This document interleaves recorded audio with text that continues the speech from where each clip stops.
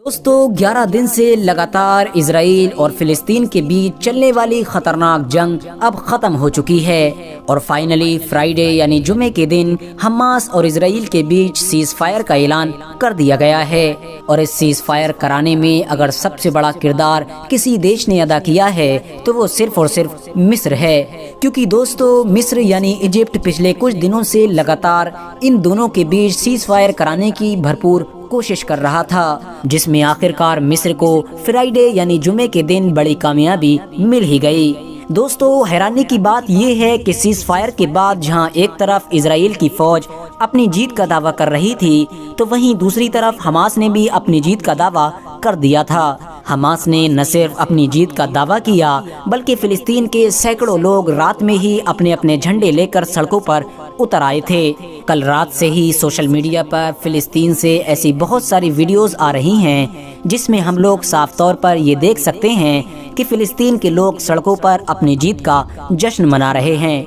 BBC की report के मुताबिक भी न सिर्फ जुमे की रात में फिलिस्तीन के हजारों लोग सड़कों पर उतर आए थे बल्कि साथ ही साथ वहां की मस्जिदों के लाउड स्पीकर में भी अपनी जीत का ऐलान कर दिया गया था और वहां की सड़कें नारों से गूंज उठी थीं। फिलिस्तीनी लोगों के जीत का जश्न मनाने के पीछे एक वजह ये भी है कि क्योंकि फिलिस्तीनी लोगों का ये मानना है कि इजराइल यानी जो कि अपनी जीत का दावा कर रहा है वो अगर वाकई इस जंग में मजबूती से खड़ा हुआ था तो आखिर क्या वजह थी कि रात ही रात में उस इजराइल ने अचानक से बगैर किसी शर्त के ही सीज फायर कर दिया। हालांकि दोस्तों हम सभी लोग ये बात अच्छी तरह से जानते हैं कि अभी 2-3 दिन पहले तक भी इजराइल देश दुनिया के सारे ताकतवर देशों के दबाव के बावजूद भी हमास पर अपने हमले रोकने के लिए राजी नहीं हो रहा था, बल्कि इजराइल ने तो बीच में ये भी दावा कर दिया था कि वो पूरी गाजा पट्टी पर ही कब्जा कर लेगा, यानी पूरे गाजा के इलाके पर कब्जा कर लेगा